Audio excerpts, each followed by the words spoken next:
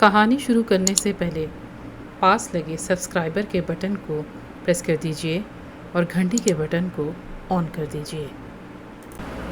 आज की हमारी कहानी ज़िंदगी में आने वाले उतार चढ़ाव के बारे में है। तो आइए कहानी की जानिब बढ़ते हैं।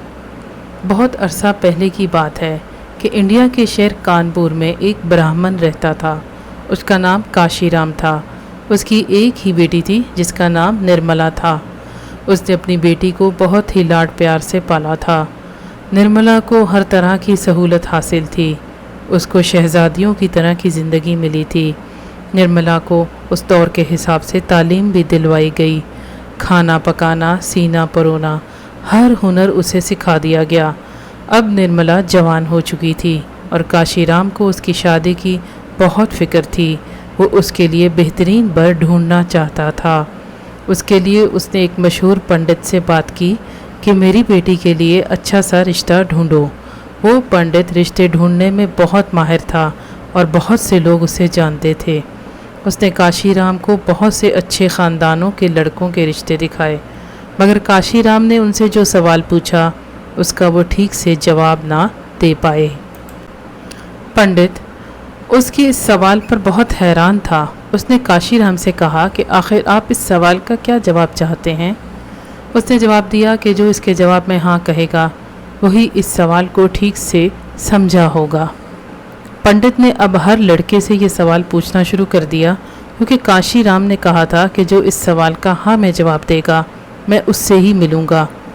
काशीराम ने उससे कहा था कि जिस लड़के से भी मेरी बेटी का रिश्ता करने जाओ उस लड़के से ये सवाल पूछना कि हवा का रुख जानते हो। अब की बार पंडित की मुलाकात एक उस्ताद से हुई जो कि ज़ात का ब्राह्मण था। उससे पंडित ने जब ये सवाल पूछा कि हवा का रुख जानते हो तो वो बोला हाँ। पंडित ने सोचा जवाब तो वही दिया है जो काशी जी सुनना चाहते हैं, मगर माली हैसियत के एतबार से काशी जी से ये बहुत पीछे है। खैर पंडित ने जाकर काशीराम को बता दिया।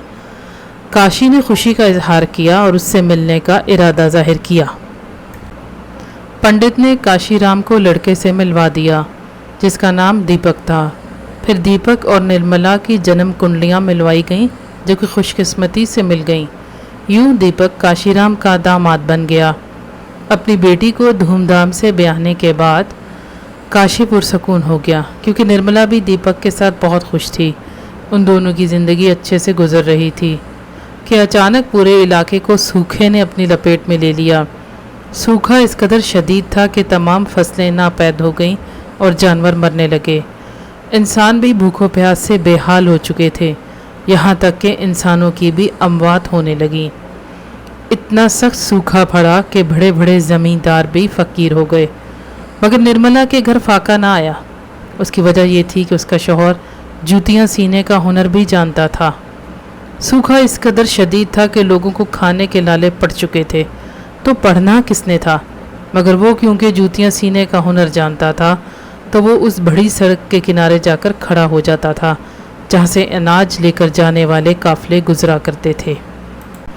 वो उन लोगों के चप्पल वगैरह सी दिया करता था तो बदले में वो उसे अनाज दे दिया करते थे। यूँ उसके घर का चूल्हा जलता रहा। मगर ऐसी बातें कहाँ छुपती हैं। एक दफ़ा गांव की कुछ औरतों ने उसे जूतियां सीते हुए देख लिया। उन्होंने ये बात जाकर निर्मला को बता दी। निर्मला ने कहा नहीं, ऐसा नहीं हो सकता, ये तो मास्टर है, लोगों को पढ़ाता है। भला ब्राह्मण होकर ये जूती तो न सिएगा। एक ब्राह्मण को जूती सीने से क्या मतलब।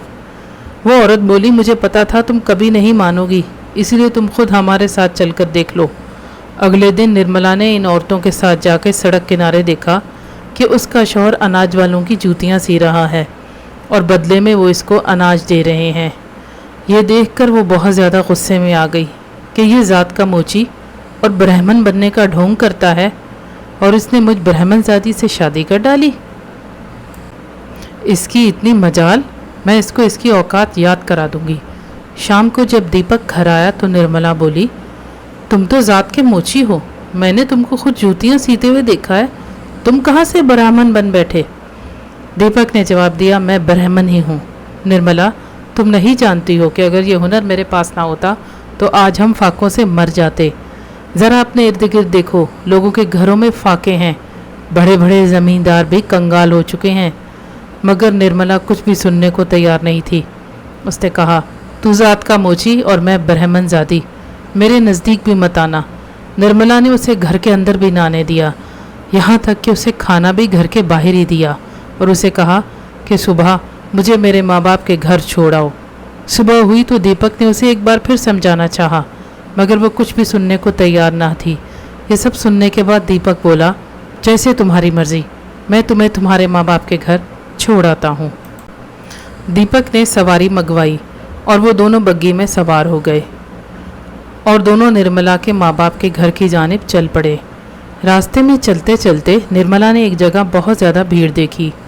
وہ بھیڑ کی جانب متوجہ ہو گئی اور سواری سے اتر کر بھیڑ دیکھنے چلی گئی۔ تھوڑی دیر کے بعد جب وہ بھیڑ سے ہٹ کر آئی تو آنکھوں سے آنسو بہہ رہے تھے۔ دیپک نے پوچھا، نرملا کیا ہوا ہے؟ وہ بولی، دیپک مجھے واپس گھر لے چلو اور ہو سکے تو مجھے معاف کر دینا۔ وہ بولا، کیا ہوا ہے؟ تو وہ بولی، ابھی بھیڑ میں میں نے دیکھا کہ میرے ابا ڈھول بجا رہے تھے اور میری اماں ناچ رہی تھیں اور لوگ ان پر روپے پھینک رہے تھے۔ دیپک بھی یہ سب سن کر بہت دکھی ہوا۔ وہ بھیڑ کی جانب گیا، اس کے ماں باپ کو سمجھا کر اپنے ساتھ لے آیا۔ نرملا کے ماں باپ اپنی بیٹی کے گھر میں کسی صورت رہنے کو راضی نہ تھے، لیکن دیپک نے انہیں سمجھایا کہ حالات بہت برے ہیں، جیسے ہی حالات ٹھیک ہوں گے آپ واپس اپنے گھر چلے جائیے گا۔ انہوں نے دیپک کی بات مان لی اور پھر وہ سب اکٹھے خوشی خوشی رہنے لگے۔ کہانی آپ کو کیسی لگی؟